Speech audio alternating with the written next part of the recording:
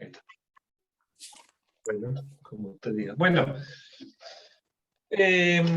más o menos, a mí lo que más me interesa es que ustedes puedan ir eh, encontrando, son todos los componentes que afectan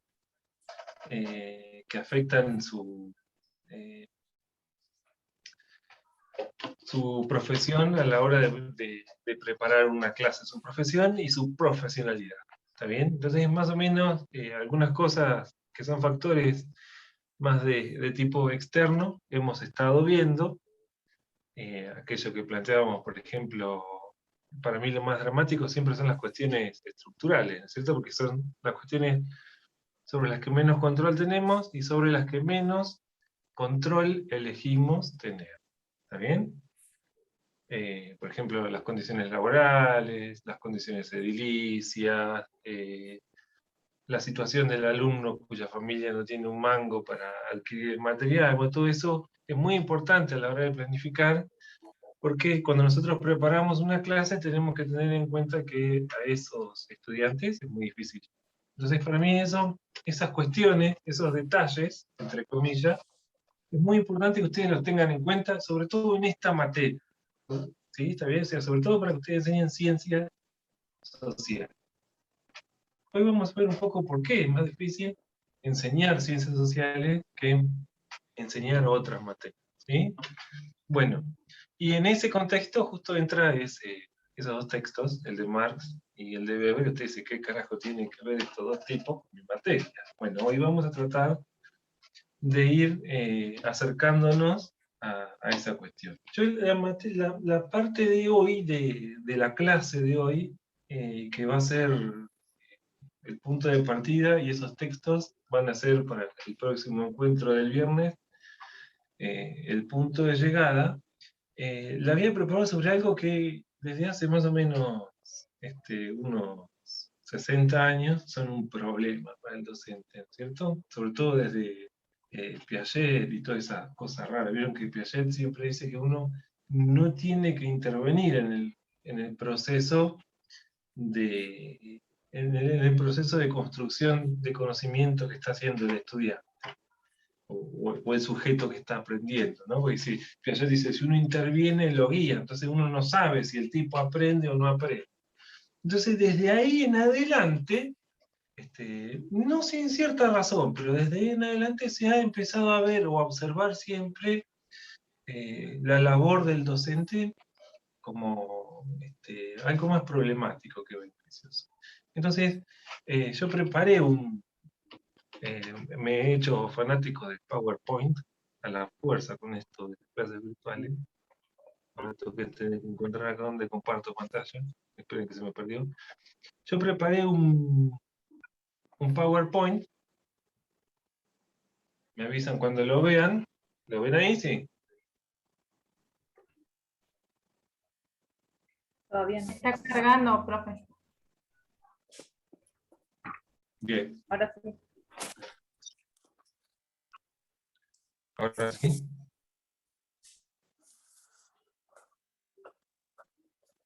No sé por qué. Ahí está. Bueno, justamente preparé yo un PowerPoint. Si me escuchan, sí, ¿no? Sí. Porque aquí me parece. Preparé un PowerPoint justamente un poco para empezar a pensar el rol del docente en esta materia, no en otras. Insisto, eso tiene que quedar bien en claro. La parte que quedó por allá. Empecé a prepararlo pensando en cómo nuestro trabajo afecta o no afecta. Bueno, es fácil la respuesta, ¿no? Yo les pregunto, ¿cómo afecta nuestra participación la enseñanza de las ciencias sociales? Afecta notoriamente, por supuesto, ¿no? Sería una barbaridad responder otra cosa. Y la afecta porque nosotros estamos dentro del aula, nosotros preparamos la clase, porque nosotros añadimos a la preparación de la clase además toda nuestra subjetividad. Y ahí es donde yo quiero llegar. ¿Está bien? A donde quiero llegar es al papel de la subjetividad docente. a cómo pensamos nosotros eso que queremos enseñar, que además eso que nosotros queremos enseñar es algo que ocurre fuera del aula, porque nosotros, desde que tenemos a los estudiantes en primer año, hasta que los tenemos en séptimo grado, desde desde primer grado hasta séptimo grado, estamos hablando de relaciones sociales. Entonces, para mí hay una cuestión fundamental acá, a tener en cuenta, que es cómo nosotros enseñamos ciencias sociales, a partir de qué pensamos nosotros de cómo funciona. Discúlpenme por el concepto de funciona, porque no pertenece a este ámbito, pero es como más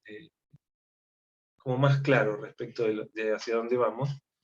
Es decir, a lo que voy yo es que nosotros no vamos a enseñar otra cosa de la sociedad o de las ciencias sociales que aquello que nosotros pensemos de cómo funciona la sociedad. ¿Entiende? Entonces, para mí es muy importante que al momento de preparar una clase ustedes puedan tener como un bagaje más amplio sobre qué son las ciencias sociales, cómo funcionan las ciencias sociales, cómo se enseñan las ciencias sociales, etcétera, etcétera. Es un largo etcétera. Bien, acá hay sujeto, yo me refiero cuando les pongo sujeto ahí a ustedes mismos como integrantes de una sociedad, no como sujetos docentes, sino como personas que están viendo la sociedad, es decir, ustedes cuando no están adentro del aula, ¿está bien?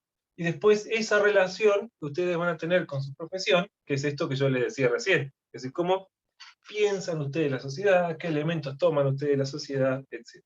Bien, hay una cuestión fundamental acá de la relación exclusivamente dentro del aula, aunque esto es un poco ficticio, pero igual no va a venir mal. La cuestión de cómo se produce la relación o el proceso de enseñanza-aprendizaje del aula tiene tres patitas, adentro del aula, ¿no? Ustedes con sus alumnos. En primer lugar, ustedes como docentes, ¿sí? Es decir, ¿qué piensan ustedes de cómo funciona la sociedad? ¿Cuál es su bagaje intelectual ahí, que han estudiado para explicar cómo funciona la sociedad, qué han leído? Porque eso es lo que después va a determinar la forma en la que ustedes enseñan. Y ese es un acto que incluso les va a ocurrir hasta inconscientemente. Eso va a estar siempre presente. ¿Está bien?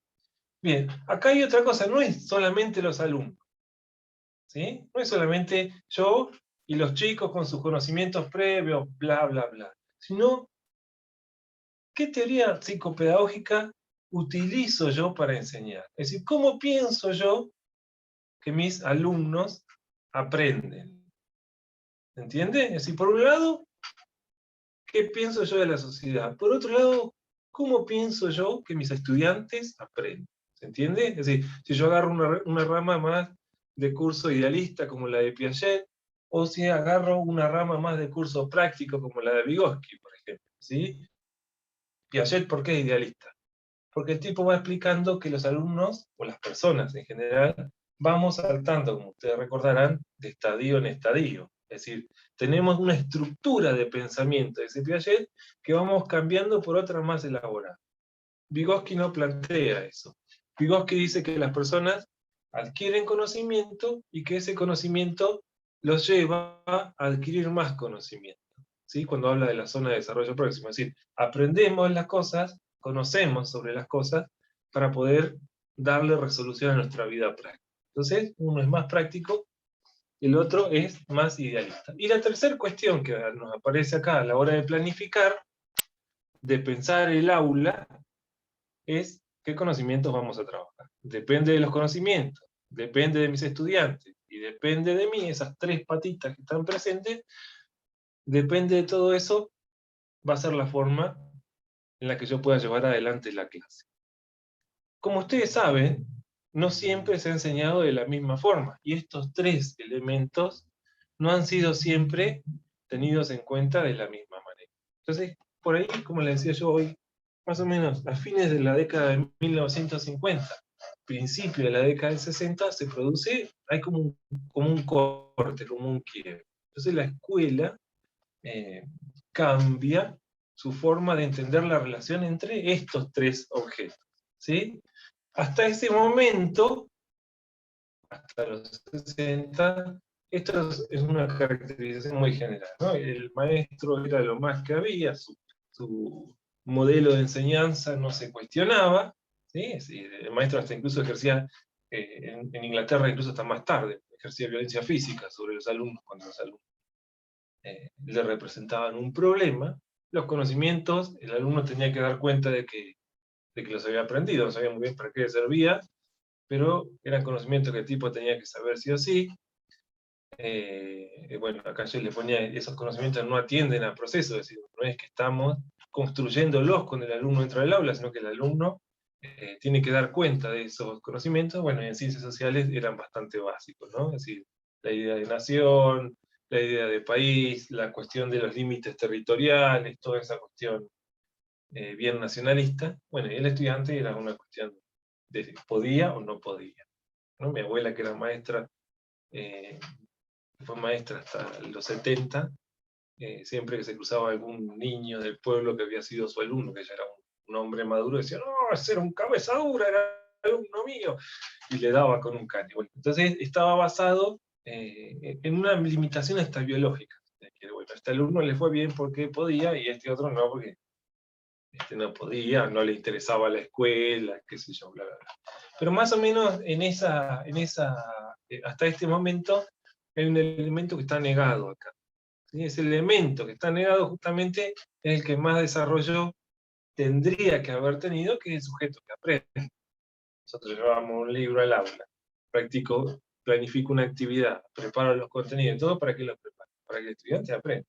Bueno, en aquel momento existía mucho esta cuestión de que era como una especie de caja vacía que había que ir rellenando de contenido, bueno, todo eso que ustedes han aprendido.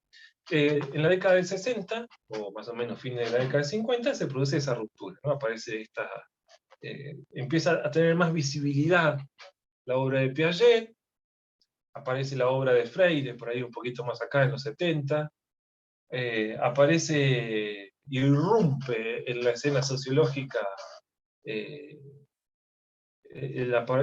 aparato teórico conceptual de Foucault, ¿no? Y todo eso ustedes, si escuchan esa canción de Pink Floyd, que es muy bonita, que está en el disco de Goethe, bueno, ahí más o menos tienen expresado lo que era la escuela, ¿no? Los tipos también diciendo no necesitamos educación, qué sé yo, déjenme en paz. Pues la escuela tenía esa característica violenta, ¿sí? En Inglaterra, de hecho, hace poco tiempo anduvo circulando otra vez la idea de que volviera el castigo físico a la escuela. Así que, más o menos, eh, ese conjunto de concepciones han permanecido, nunca se han. Pero bueno, así era la escuela hasta los 60. Hoy en la actualidad ha cambiado un poco. Yo le armé una especie de semáforo acá, ¿sí? El verde, el estudiante, por supuesto. ¿Está bien? Así cuando yo pienso, cuando pedagógicamente, cuando no pedagógicamente, sino cuando desde el armado, desde el diseño curricular, desde los planes de estudio, se piensa eh, cómo debe de llevarse adelante el proceso de enseñanza-aprendizaje, lo básico está. O el niño o la niña que son estudiantes ocupan el centro de la escena y todo el proceso de aprendizaje está pensado en función de ello, ¿sí? Ahora hay como una sobreestimación de ciertos aspectos que tienen que ver con lo sensible. Entonces, los contenidos entran un poco en discusión hoy en la actualidad, porque la cuestión sensorial para el niño parece que para la pedagogía más moderna juega un papel importantísimo. Acá, por ejemplo, ustedes tienen la escuela de la meseta, creo, de Estepa, me parece que se llama, que tiene un marco didáctico y pedagógico interesante, porque van trabajando con los alumnos de acuerdo a los intereses que los alumnos van desarrollando. Es una escuela ahí que anda dando vuelta. Entonces, si el chico tiene 7 años y todavía no ha presentado la necesidad de leer, bueno, no lee hasta que no presente la necesidad de realizar ese aprendizaje, ¿sí?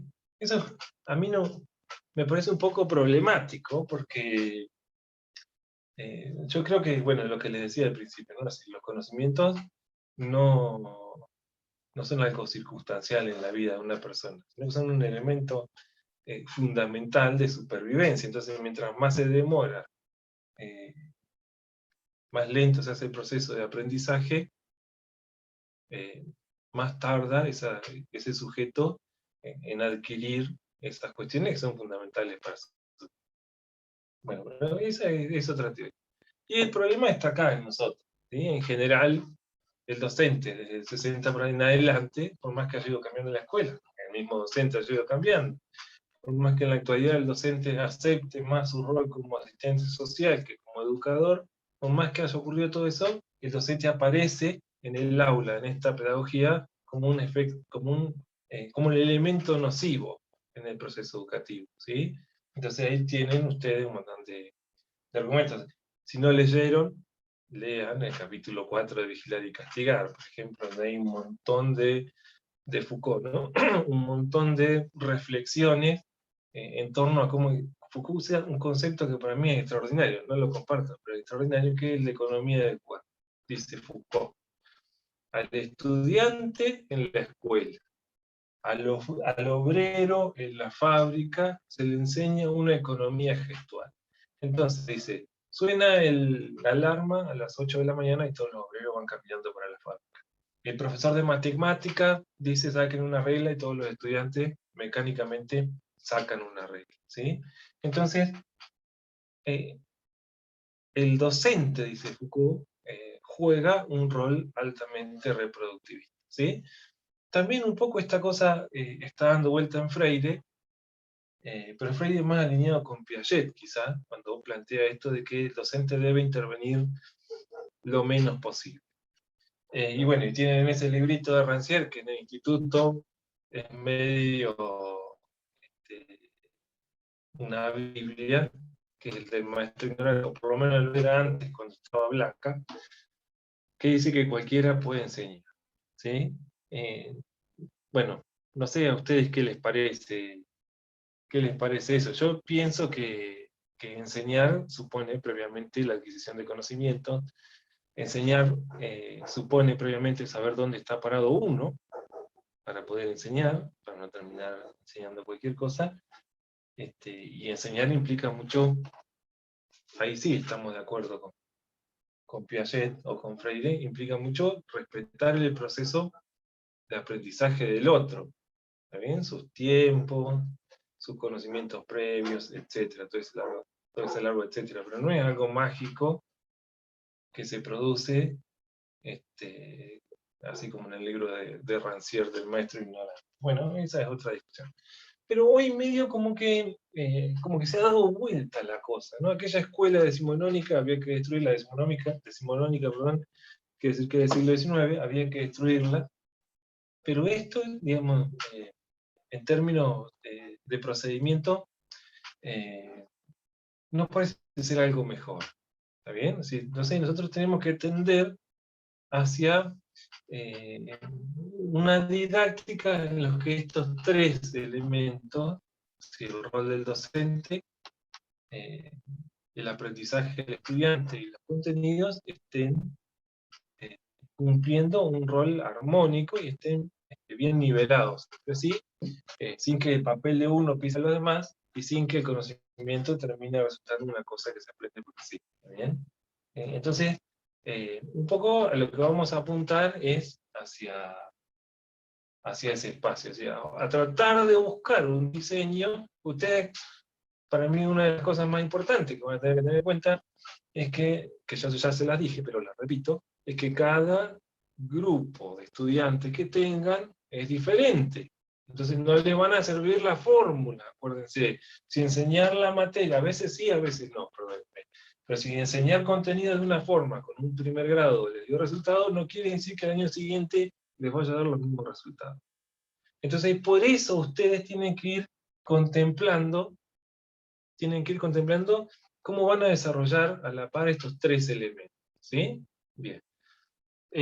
Para mí lo más interesante de esto, es decir, lo más interesante de desarrollar el aprendizaje es esa noción práctica que le da Vygotsky, que le decía, para mí Vygotsky es el mejor pedagogo de todos, si mejor vale como definición, pero esta cuestión de que los contenidos que yo voy a adquirir más adelante me van a servir para otra cosa, me parece a mí un buen modo de ordenar la enseñanza. Más que incluso me parece mucho más complejo que pensar que los alumnos van pasando de estadio en estadio, como plantea Piaget. Pero esa es otra cosa que van a ver ustedes después, más adelante. Si llegamos a una de mis ideas, si llegamos a planificar actividades, tenemos que ver un poco el aprendizaje de espacio y tiempo, si llegamos, cómo enseñar eso en el aula, que es algo muy complejo, pero si llegamos a diseñar eso, una punta de trabajo que yo estaba pensando es que ustedes pensaran la actividad según esas dos corrientes pedagógicas. Es decir, ¿cómo lo enseñarían? Si ustedes creen, o si ustedes le dan más veracidad a Vygotsky, o cómo lo enseñarían a esos contenidos si ustedes le dan más importancia a la teoría de los estadios de Piaget. ¿Sí? Pero eso vamos a verlo más adelante. Por ahí es un juego interesante. Bien. Ahora, en esta hecatombe de cosas, ¿por qué hay que leer a Marx y a Weber? Bueno, a mí hay una cuestión que les decía al principio, ¿no? Sí, en todas las ciencias pasa lo mismo, pero en esta particularmente es más notorio. Enseño lo que sé, y si no sé algo, no lo puedo enseñar. Entonces, si yo no le doy bola a las ciencias sociales, porque no estudio teoría sociológica, voy a terminar enseñando, esto ustedes lo verán después, ¿cierto? Pero voy a agarrar una actividad de manual, le voy a preguntar a una docente cómo enseñó tal cosa, de dónde sacó los contenidos. Entonces, la actividad quizás carezca de mi propia intervención, ¿sí? Entonces, lo importante de esto es buscar argumento en la ciencia social. Y yo digo, si yo no investigo y no defino constructivamente mi postura como sujeto sobre la sociedad, entonces mis clases de ciencias sociales serán reproductivistas, normalizadoras, etc. ¿Sí? Acá tenemos, o acarreamos, me parece a mí, un peligro bastante grande, que es el de reproducir en el aula ciertas teorías que son un poco peligrosas, ¿no? Un poco peligrosas para la enseñanza, sobre todo. Entonces uno tiene que ver cómo piensa la sociedad para ver si comparte esas teorías o no las comparte. ¿Está bien? Uno puede estar en desacuerdo con teorías como, por ejemplo, la de la superioridad racial, supónganse, ¿sí? Pero si uno dice, o su propia concepción de la sociedad es que en la sociedad solamente triunfan los que se esfuerzan, entonces está reproduciendo esa misma teoría de la superioridad racial, pero con otras palabras. Entonces uno tiene que ir navegando por ahí para saber qué es lo que piensa de la sociedad y si lo que uno piensa de la sociedad es útil adentro del aula o no lo es. ¿Está bien? Esa cuestión pienso yo que es más que importante. Y es una noción constructiva porque uno va construyendo la imagen que tiene de la sociedad. ¿Sí? Ahora van a ver por qué, es un problema filosófico. Cuando enseñamos, si nosotros comparamos la enseñanza de las ciencias sociales con otras materias, nos encontramos con que en otras materias se basan en lo observable. Entonces son altamente, parten de lo concreto. O sea, si yo veo, por ejemplo, que usted tiene matemáticas, si yo en mi mesa tengo 4 manzanas y me como una, bueno, me van a quedar 3, por más que yo piense que me van a quedar 50, solamente me van a quedar 3. Es decir, estoy viendo algo que es objetivo, algo que escapa a mi propia subjetividad y que se realiza en sí. ¿Sí? Entonces, lo que yo hago cuando reconstruyo el conocimiento de las ciencias de la naturaleza, salvo algunos fenómenos muy particulares, o de las matemáticas, es crear en la conciencia una especie de descripción de lo observable y lo memorizo. ¿Está bien? Si yo saco una manzana o agrego otra, voy a tener X cantidad. Si yo agarro y en un frasquito pongo arcilla, tierra, arena y piedra, voy a poder crear el proceso y agua, voy a crear el proceso de sedimentación, entonces es más fácil explicárselo a los estudiantes. Pero en ciencias sociales eso no. ¿Está bien? En ciencias sociales lo que nosotros tenemos es un problema bastante dramático, que es que cada cosa que enseño por sí sola no explica nada. Yo le digo a un alumno, le explico qué es ser un ciudadano, ¿sí? Y le puedo dar características, pero yo, digamos, yo digo, los ciudadanos son los que tienen derechos. Y yo no veo a un tipo con los derechos encima en la calle, veo una persona. Entonces tengo que explicar eso que es enteramente difícil, que es lo abstracto en la ciencia social. Lo que está ahí, pero no está ahí porque no existe realmente. Si yo voy a hablar del Estado, y voy a explicar qué es el Estado, es muy difícil explicarlo, porque el Estado es algo que está, pero no se puede ver. Si yo voy a hablar del barrio, como les daba de ejemplo, ahí más básico, segundo o tercer grado, cuando yo hablo del barrio, bueno, tengo que explicar las nociones básicas, porque hay un almacén, porque hay un policía, porque hay un banco, porque en determinado momento hay niños que entran y salen de la escuela, porque tienen que ir a la escuela, porque hay una salita sanitaria, un hospital, etc. Todo eso yo tengo que darle sentido y relación. ¿Entiende? Entonces, en el caso de las matemáticas es más descriptivo, en el caso de las ciencias sociales es más explicativo, ¿no? Y hay que encontrarle la racionalidad. ¿Sí? Bien. Ahora, la racionalidad como docente que yo le dé a esos elementos que enseño en el aula, tienen que ver casi exclusivamente con cómo yo veo la sociedad como sociedad. ¿Sí? Si ustedes dejan vacío ese hueco, entonces después cuando vayan a explicar todo eso, por ejemplo, si un ciudadano tiene derechos, ¿no?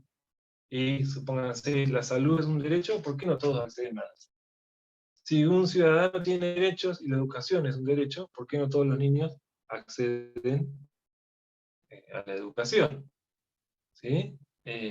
Bueno, y hay otras cosas más pesadas, pero digamos, si yo tengo que explicar eso, pero no tengo argumentos teóricos para pensar la sociedad, entonces no lo voy a poder enseñar. ¿Se entiende? Yo le pongo estos dos ejemplos nada más, porque ahora vamos a ver en otro apartado. Es más fácil de chocar. Para mí, como le decía una vez, es más fácil poder desarrollar después, o empezar a desarrollar posiciones. Ustedes tienen otros autores, ¿no? Como Aaron, como Durkheim, que los pueden buscar. Yo les pongo estos dos porque son bien confrontativos. ¿Está bien? Bueno, entonces estos dos autores nos permiten reflexionar como sujetos acerca de cómo vemos nosotros la sociedad. ¿Sí? Y de ahí poder dar el salto. Cuando nosotros, me pidió Rosario Sánchez que dice que no pude conectar. Bien, bueno, bien, Vero, gracias. Cuando nosotros pasamos, cuando nosotros vamos a enseñar, entonces, insisto con esto, porque es muy importante, tengo que hacer una revisión acerca de cómo pienso yo que funciona la sociedad, cómo es la sociedad, qué es una relación social, etcétera. ¿Sí? No es algo superficial. No puedo agarrar la revista eh, primer ciclo con su dibujito colorido y poner el aula de lámina en la que me aparece un policía, en la que está el almacén. Tengo que explicar qué hace cada uno ahí. ¿Y cómo lo voy a explicar? Bueno, lo voy a explicar de acuerdo a cuál es la función que yo creo que cumple cada uno. ¿Está bien? Bueno, bien, sigamos.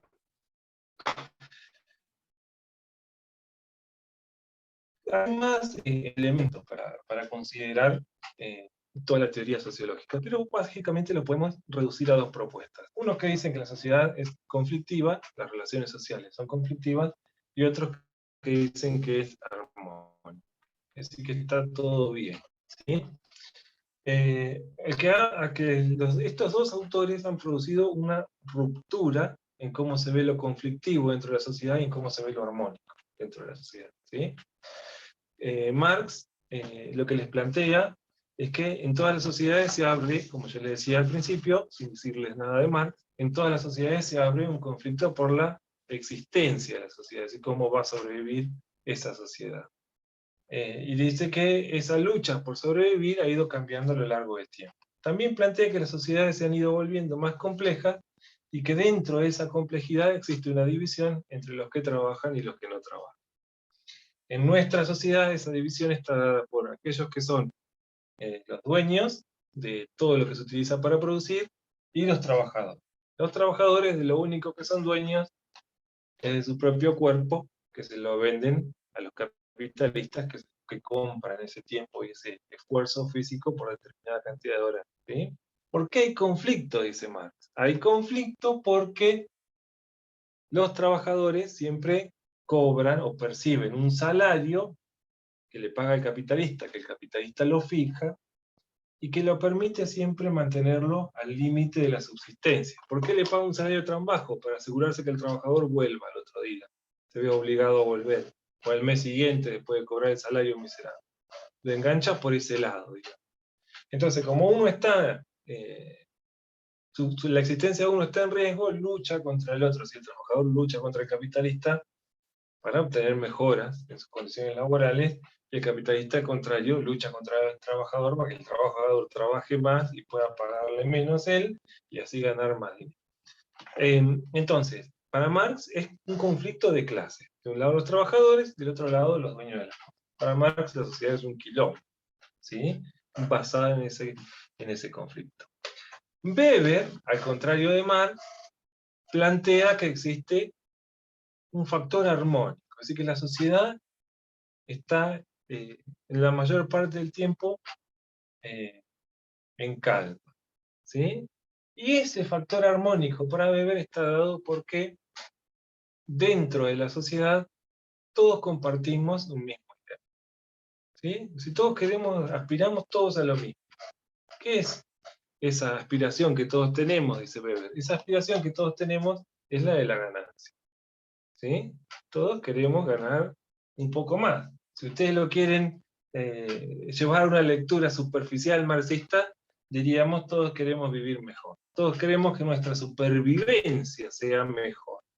Weber diría eso, ¿sí? Entonces todo el esfuerzo que todo el tiempo hacemos es para vivir mejor, ¿sí? ¿Y cómo vivimos mejor en la sociedad capitalista? Bueno, consiguiendo más guita. No hay otra opción. ¿Está bien? Entonces el esfuerzo que hacemos por ganar más es para vivir mejor. Eso tiene un cierto comportamiento ético para ver. No es que nos trompeamos para ver quién gana más dinero. No, así no es ganar dinero de cualquier forma. Sino que hay ciertos elementos morales, éticos, de esfuerzo, ¿sí? de negación. ¿Vieron el texto de Weber que empieza así? Es decir, que gasta más guita nunca va a tener nada, el que no se esfuerza, no sé qué, critica a un empresario porque dice, bueno, como ya gané mucha guita, no quiero ganar más, ¿para qué quiero más? Y luego le dice, no, pero vos estás loco. Bueno, toda esa reflexión que hay ahí. Entonces, para Weber hay una ética ahí, ¿no? Es decir, hay una ética en el esfuerzo, sobre todo. Ese libro del que yo saqué ese capítulo, que se llama La ética protestante, el espíritu del capitalismo, se trata de decir que la gente, las personas, obtienen una mayor riqueza porque se esfuerzan, porque se niegan. Salimos y volvemos a entrar, que se corta, ¿sí?